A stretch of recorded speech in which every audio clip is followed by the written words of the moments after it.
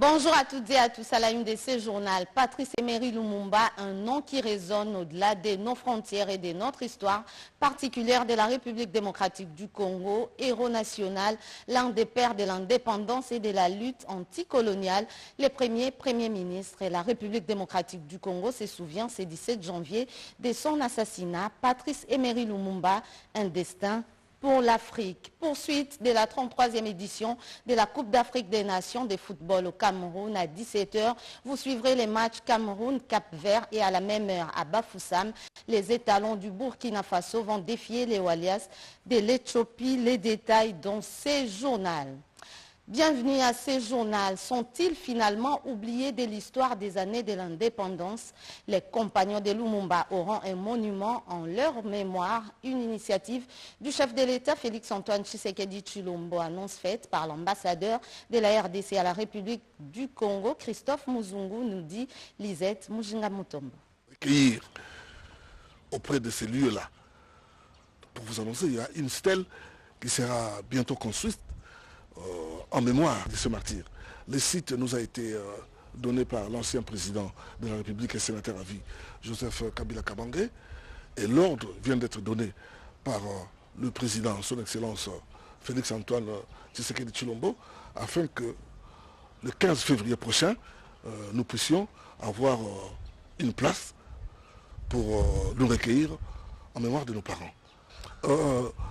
L'ordre a été donné au Premier ministre.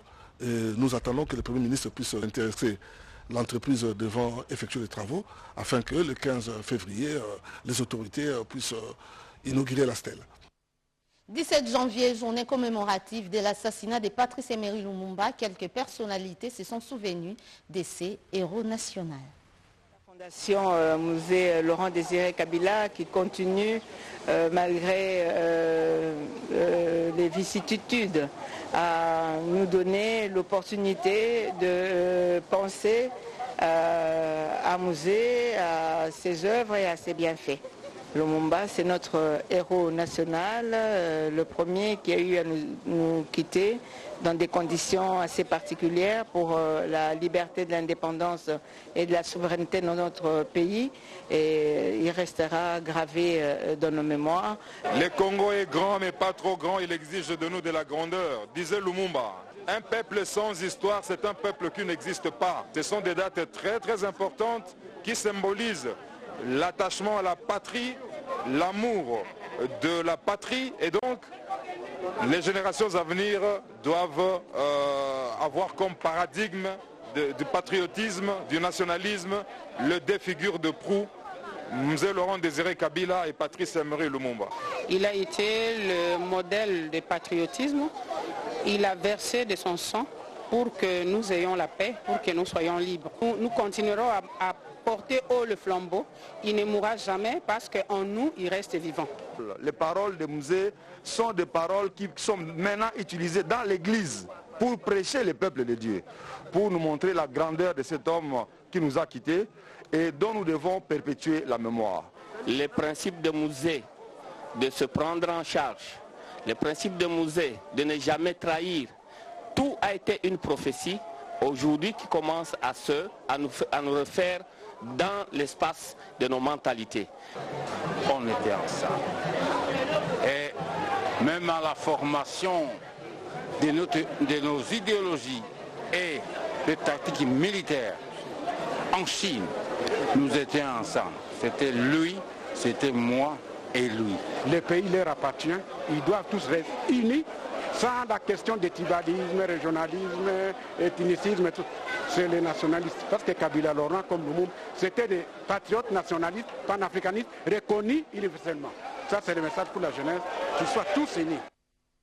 Une autre journée commémorative, c'est celle du 16 janvier, 21 ans après son assassinat. Mzee Laurent Désiré Kabila a marqué l'histoire de la RDC par son sens élevé des nationalistes et des panafricanistes. Le Premier ministre Jean-Michel Samalukonde Kyenge a, au nom du chef de l'État, déposé hier la gerbe des fleurs au mausolée de ces héros nationaux. Pati Tondouangou, Kizunda Marcel Moubenga, Bienvenue Loussala et Julien Piana étaient dans sa suite.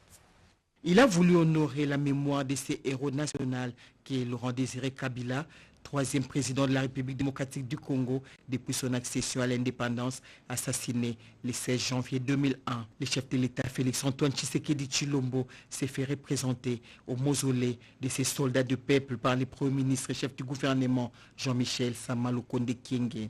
C'est autour de 11 heures que le cortège du chef de l'exécutif national s'est arrêté devant la place où est érigé le mausolée où repose à jamais celui qu'on appelait affectueusement Mzé.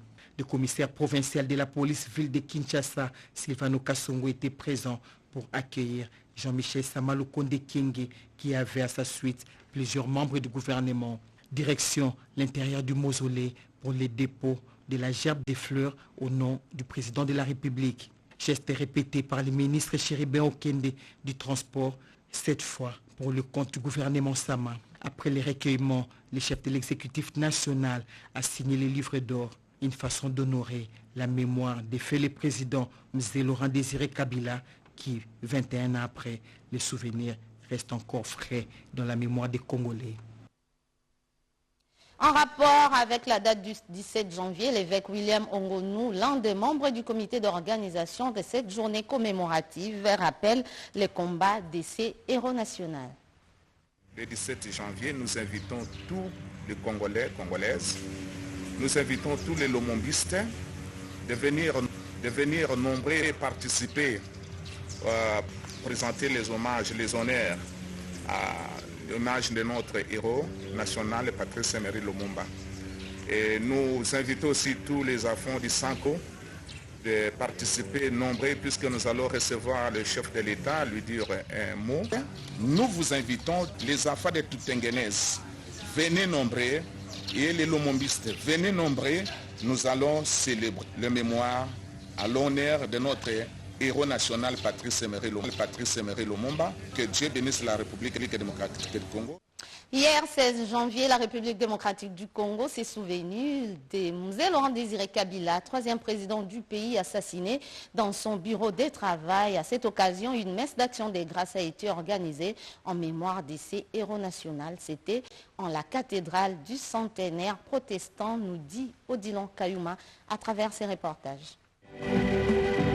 Au cours de ce culte officiel en la cathédrale du centenaire protestant pour commémorer le 21e anniversaire de l'assassinat de Mzé Laurent Désiré Kabila, le prédicateur a centré ses enseignements sur les livres de Jérémie, chapitre 29, précisément le verset 11. Verset qui dit « Car je connais le projet que j'ai formé pour vous, projet de paix, de bonheur et non de malheur. » Pour le pasteur, la République démocratique du Congo est un pays béni par Dieu.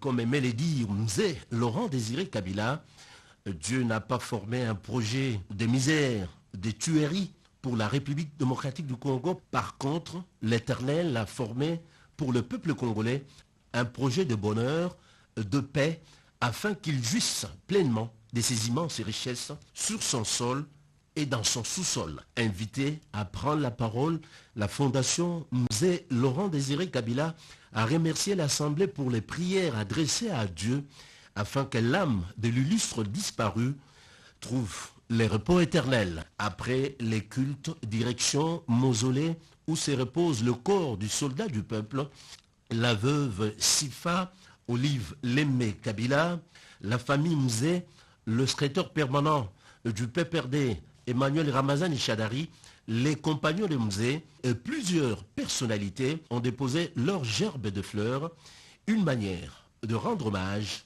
à Mzé. Autre chose, le chef de l'État Félix-Antoine Tshisekedi Tshilombo a réuni hier pour la deuxième fois le membre du comité de pilotage du programme de développement à la base des 145 territoires que compte la République démocratique du Congo. Les discussions ont porté essentiellement sur le calibrage de ces vastes programmes. D'autres précisions dans ces reportages de Guilain Kabalundi, Koko Molicho et Pierre Mifouba. Deuxième rencontre en l'espace de 4 jours entre le chef de l'État et les membres du comité politique de pilotage du projet de développement à la base. Après avoir levé jeudi dernier les options d'orientation pour le démarrage de ce projet qui tient à cœur le président de la République, la réunion de ce dimanche s'est inscrite dans la logique de la continuité des discussions pour mieux calibrer ce programme. C'est ce qu'a fait savoir le porte-parole du gouvernement au sortir de cette rencontre dominicale. La spécificité de la réunion d'aujourd'hui, c'est qu'il faut continuer à discuter et à calibrer le projet. Vous savez que c'est construire dans les 145 territoires, dans un pays continent semi-enclavé, c'est énorme. Il fallait discuter de comment on fait la répartition des tâches entre les sectoriels, le cabinet du président, intégrer toutes les idées pour être sûr que dès que le projet sera lancé, les choses iront telles que nous le souhaitons. Construction de routes, des dessertes agricoles, aménagement des centres de santé ainsi que révalorisation du tissu économique figurent parmi les actions phares de ce programme dont le démarrage effectif pourrait se faire dans un délai rapide et à l'issue des prochaines réunions. Vous aurez une réponse plus concrète après la réunion qui est prévue cette semaine parce qu'après il y aura un calendrier d'activité. Le projet, je ne m'hasarderai pas à dire, mais je crois que ça commencera dès ces mois et ça va s'enchaîner parce que c'est 145 territoires. À la population, nous dirons un peu de patience, le temps que tout se mette en place. Nous serons sur place, le président de la République, le Premier ministre, les membres du gouvernement, les gouverneurs, pour être sûrs qu'ensemble, parce que nous comptons sur la population justement, pour l'accompagnement du projet, mais aussi pour la surveillance, pour être sûrs que nous atteindrons les résultats escomptés. Près de 450 millions de dollars sont déjà disponibles pour ce programme présidentiel initié dans l'objectif de réduire la pauvreté et les inégalités sociales, particulièrement à l'intérieur du pays. Parlons transport dans ce journal avec Transacademia, les transports pour les étudiants. L'une des difficultés majeures dans les grandes villes du pays en amont, la promesse aujourd'hui une réalité. Le chef de l'État vient de doter la communauté estudiantine des transports en commun. Suzingoy Chiboui nous en parle dans ses reportages. Les 100 premiers bus du projet Transacademia sur un total de 600 seront officiellement mis à la disposition de ces étudiants dès le mardi 18 janvier 2022 par le président de la République, Félix Antoine Tshisekedi. Confirmation du ministre des Transports, Voies des Communications et Désenclavement à la coordination nationale des étudiants qu'il a reçu le week-end dernier. Ce mardi, il y aura le lancement officiel par le chef de l'État lui-même pour vous prouver que c'est un dossier qu'il porte, lancement des Transacademia. Donc c'est autant vous dire comment le chef de l'État accorde l'intérêt à l'épanouissement de la jeunesse. Chéribin Okende Senga a appelé les étudiants à la conscience et à l'appropriation de ce projet. Kinshasa est la première phase. Mais nous allons continuer pour doter les autres universités et instituts supérieurs de la RDC des moyens de mobilité pour les étudiants, a indiqué Chéribin Okende Senga. Les membres du Comité national des étudiants du Congo ont, après cette rencontre avec le ministre, effectué une descente à Massina Siforco où sont stockés les bus, question de palper du doigt la réalité avant la remise officielle. Nous avions vu. Nous disons merci d'abord, merci au président de la République. Nous saluons également son Excellence, Monsieur le ministre des Transports, qui s'est donné corps et âme afin de pouvoir réaliser cette promesse faite par le chef de l'État. Nous appelons tous les étudiants congolais à pouvoir se dire que cette promesse est réelle. C'est historique pour notre pays, c'est historique pour notre génération. Ils promettent toute leur implication. Le trafic ferroviaire entre Lubumbashi et Kananga par les trains express New Colombe est redevenu opérationnel au grand soulagement des populations du Haut-Katanga et celles du Kasaï central, comme les témoignent ces reportages. Parti de Lubumbashi le mercredi 12 janvier pour Kananga, dans le Kasaï central, le train New Express Colombe a atteint sa destination le vendredi 14 janvier 2022. La Société nationale des chemins de fer du Congo, SNCC, est résolument engagée dans le social prôné par le chef de l'État, Félix Antoine Tshisekedi Tshilombo. Elle se propose désormais de relier Lubumbashi à Kananga en vue de rétablir cette connectivité et ainsi faciliter la circulation des personnes et de leurs biens entre ces deux villes en passant par plusieurs gares. Cela fait de lustres que le trafic ferroviaire entre ces deux entités a été interrompu. La direction générale de la SNCC, conduite par Fabien Moutombe, s'est engagée à résoudre cet épineux problème de déplacement de la population par train. Avant son retour pour Lubumbashi, le gouverneur du Kasaï central, Kabato Swala, accompagné du ministre provincial des Transports Lumpungu, a visité les générateurs, les voitures pour voyageurs et les restaurants de ces trains semi-express rapides de luxe. C'était à sa grande satisfaction. Il y a moins d'une semaine, le président de la République était ici. Il a écouté nos plaidoyers. Voici, il a donné la réponse en espace d'une semaine.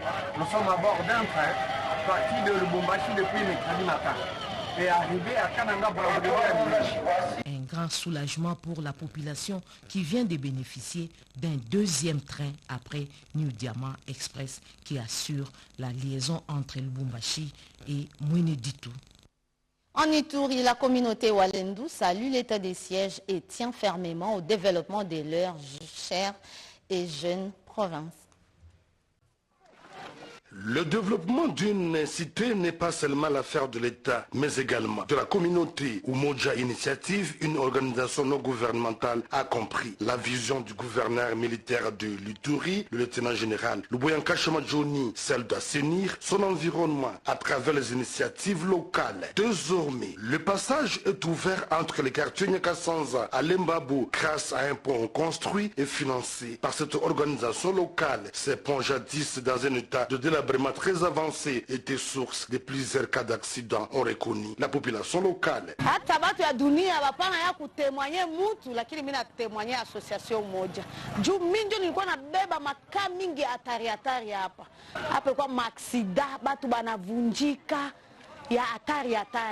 Tulikuwa nabeba saa yote makama matata kupeleka kubaseme. Hivi mimi nashukuru sana kazi yenu kuweza kutengenezea sipo hili. Pour sa part, le coordinateur de Umoja Initiative, Mugenyi Charles, revient sur l'essence de ce geste parlant au nom de l'autorité publique. Le chef de bureau de la commune de Chari appelle les usagers au respect de tonnage pour la protection de cet ouvrage. Moi, c'est Akugziwe Mugenyi, je suis l'initiateur principal de l'association Umoja Initiative. Normalement, c'était juste pour 12 jours, étant donné qu'il y a des difficultés qui ne manquent pas. Ça a pris 14 jours. Le tonnage, nous pensons que ça peut prendre 5 tonnes maximum. Signalons que Umoja Initiative est une organisation locale ayant comme vocation l'encadrement de jeunes, l'assistance aux personnes vulnérables ainsi que son implication dans la cohabitation pacifique de communautés en Ituri. Santé, lutte contre la Covid-19, la maternité de Binza et les centres de santé des références des Bangou viennent de bénéficier d'une assistance composée des kits sanitaires anti-Covid et autres. Lisette Mujinga Mutombo nous en parle dans ses reportages. Située au quartier d'Elvo, dans la commune d'Engaliema, l'une des grandes maternités de cette commune en termes de capacité d'accueil a été honorée ce dimanche 16 janvier 2022 par la visite de la délégation de l'Ensemble pour la République conduite par le coordonnateur adjoint ville-province Kinshasa, John Mbongi. Et c'est suite au cri de détresse des femmes qui accouchent dans cette formation médicale. Dans son élan de générosité légendaire, le président des Ensemble pour la République, Moïse Katumbi Chapoué, a répondu favorablement et a mandaté cette délégation auprès de ces femmes. Les membres de la délégation ne sont pas allés main bredouille. Ils ont apporté dans leur gibecière des thermoflash pour prélever la température et des cache-nez en cette période de lutte contre la Covid-19, des pagnes à plus de 60 femmes, plus une enveloppe d'assistance à chacune, y compris les personnels de santé qui travaillent dans cette maternité, ainsi qu'une grosse somme pour l'hôpital. Il nous a donné le moyen financier et aussi le moyen matériel, donc les pagnes, pour que nous puissions répondre à la demande de ces femmes. Et le président a fait un package qui a été constitué d'une grande enveloppe pour l'hôpital. Et chaque femme qui a accouché a eu aussi droit à une enveloppe à titre personnel. Comme l'effectif a été moins que le don, raison pour laquelle le reste, nous allons devoir donner au personnel de l'hôpital pour les encourager à ce travail noble qu'elles abattent chaque jour. Juste après, la délégation s'est rendue au centre de santé des références Bangou. Elle a procédé au même exercice plus la réhabilitation de ces centres. La province du Kasaï, les hauts commissariats pour les réfugiés volent au secours des villages de Kampingankundi. Les responsables de cette organisation humanitaire ont posé la première pierre pour la construction des 2 écoles pour assurer la scolarisation des déplacés internes. C'est un reportage de notre confrère Franklin et Claire Kalombo Abatanda de la RTNC Chikapa.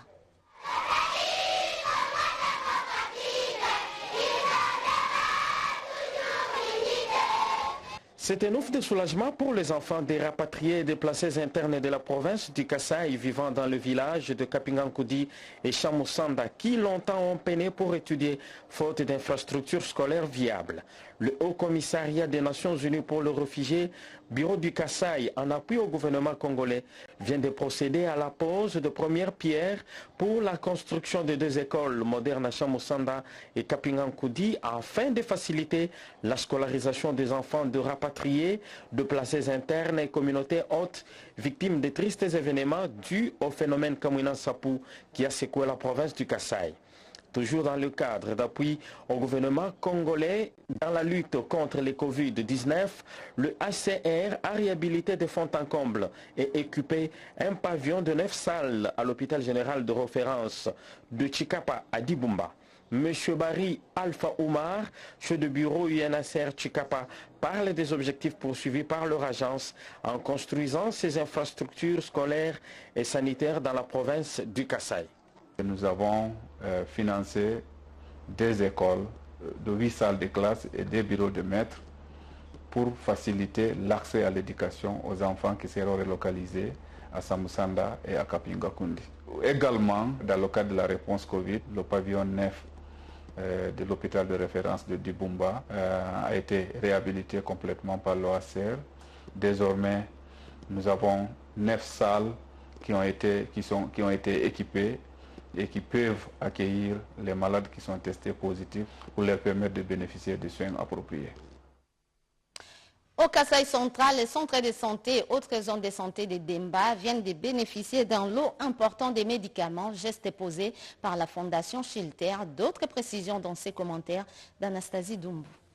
Dans une tournée avec le chef de l'État Félix-Antoine Tshisekedi Tshilombo dans l'espace Grand Kasaï, Madame Huguette Manaï, à travers sa fondation Famille Chilter, a posé un geste de charité en faveur de la population de Ndemba, notamment à l'hôpital général de référence qui porte le même nom et au centre de santé Ndemba Cité. A été donné. Un lot de médicaments dans le but d'accompagner l'hôpital dans la prise en charge des malades a été remis. Une occasion pour elle de procéder au paiement des frais d'hospitalisation des femmes retenues. À la Fondation, nous demandons à la présidente que ça ne soit pas la dernière fois. Aussitôt que la vie a attendu nos difficultés, nous vous prions qu'elle multiplie les visites et qu'elle amplifie encore le soutien.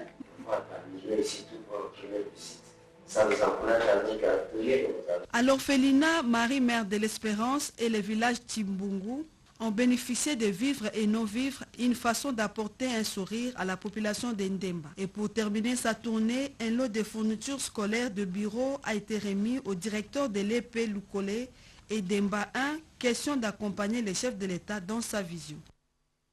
Intensifier les actions caritatives pour le bien-être social, c'est l'objectif que s'est fixé la Fondation Victor Bossokou qui compte s'investir pour appuyer les volets sociaux de la vision du chef de l'État Félix-Antoine Tshisekedi Tshilombo, résolution prise à l'issue de la rencontre autour de son initiateur. Suivez. Tout mettre en œuvre pour soutenir la vision du chef de l'État Félix-Antoine Tshisekedi Tshilombo en intensifiant les actions caritatives pour le bien-être de tous. 2 grandes structures poursuivent le même objectif, se sont retrouvées en réunion extraordinaire pour mettre en place des stratégies à ces sujets. Il s'agit de la dynamique Victor Bossokou et les amis de Victor Bossokou, toutes 2 autour de leur initiateur, qui a appelé le membre à un changement des mentalités, au civisme dans un contexte politique où les enjeux sont énormes pour ne pas faire l'objet d'une quelconque manipulation politicienne.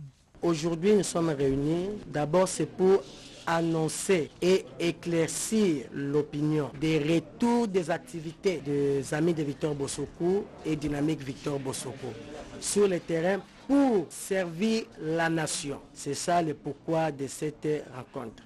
L'école des vainqueurs va commencer. bientôt pour la deuxième promotion. En tout cas, il y avait de fêtes, il fallait se reposer et maintenant nous sommes au service de la population comme nous l'avons toujours fait. Donc c'est pour bientôt. Comme il y a eu le retour des activités temps politiques et l'école des vainqueurs va commencer bientôt. Dans un échange à bâton rompu, Victor Bossokou a annoncé la reprise des activités pour 2022 de sa fondation qui appelle justement l'engagement de tous. En sport, la 33e édition de la Coupe d'Afrique des Nations de football se poursuit sans relâche. C'est lundi 17 janvier 2022 au Cameroun. Les Lions indoptables qui jouent à domicile seront reçus à 17 h au stade du complexe sportif Olembe à Yaoundé par les requins bleus du Cap-Vert déjà qualifiés pour les 8e de finale. Les Camerounais cherchent donc à terminer premier de la poule A, toujours à 17 h dans l'autre match du groupe. Les étalons du Burkina Faso vont défier à Bouafoussam leurs homologues de l'Éthiopie. La 33e édition de la CAN, c'est jusqu'au 6 février prochain, date de la finale. Vous suivrez après ce journal la page rétrospective des activités déployées par le chef de l'État Félix-Antoine Tshisekedi Tshilombo en 2021. Fin de ce journal, Madame, Messieurs, merci à vous de l'avoir suivi. Au revoir.